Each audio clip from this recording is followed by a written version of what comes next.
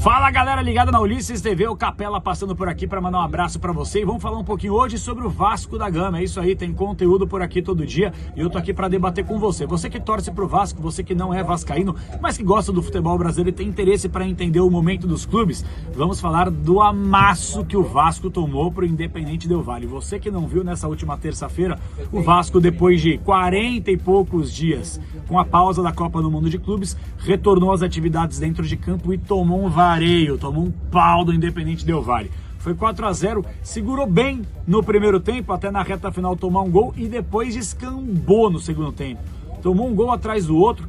O Independente Del Valle, quando estava com 10 minutos do segundo tempo, já tinha liquidado a fatura, já estava 3-0, sobrando em campo, e ainda meteu o quarto gol na reta final do jogo. Assisti a partida, realmente o Vasco em nenhum momento foi soberano, em nenhum momento dominou a partida, e em nenhum momento o Vasco ameaçou mostrar que tem qualidade. Se você for analisar, é o seguinte, a gente pode cobrar do Vasco alguma coisa essa temporada? Como é que não vai cobrar de um time que tem uma torcida gigantesca, que tem uma história riquíssima, de jogadores que vestiram a camisa da seleção brasileira, jogadores históricos que passaram pelo clube, que fizeram história no futebol brasileiro e no futebol mundial, e de atletas revelados por lá? O Vasco, infelizmente, o Vasco parou no tempo.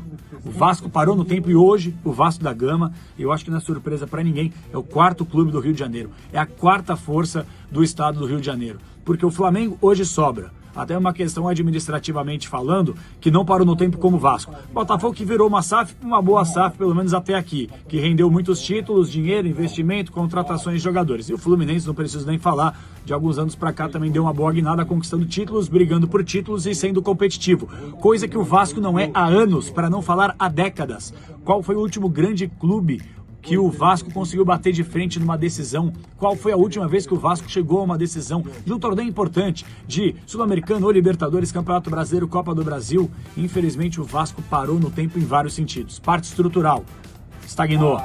Parte de gestão esportiva, a mesma coisa. Até agora o torcedor que precisa de transparência não sabe a quem responde. Se é a 777, por mais que tenha rolado essa ruptura aí, até agora a gente não sabe, porque está numa questão jurídica, então o torcedor está sem transparência. O Pedrinho, que até outro dia era comentarista e de fato tem boas ideias, mas para adotá-las dentro do campo de jogo, na gestão esportiva é bem diferente, a teoria é uma coisa, a prática é outra, e ele está sofrendo isso na pele. E o vascaíno, o torcedor, sofre isso na pele já há décadas, porque o Vasco infelizmente não consegue engrenar.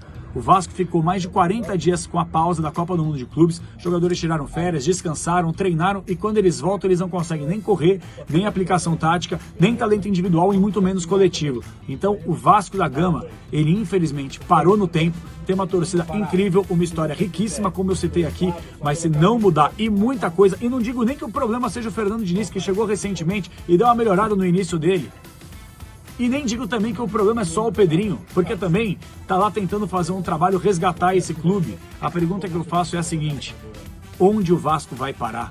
Em lutar contra mais um rebaixamento? O clube carioca, que na era pontos corridos o que mais caiu e que está menos de 3 pontos da zona de rebaixamento desse campeonato brasileiro, com jogos a mais que outros que estão abaixo, como é que fica essa situação?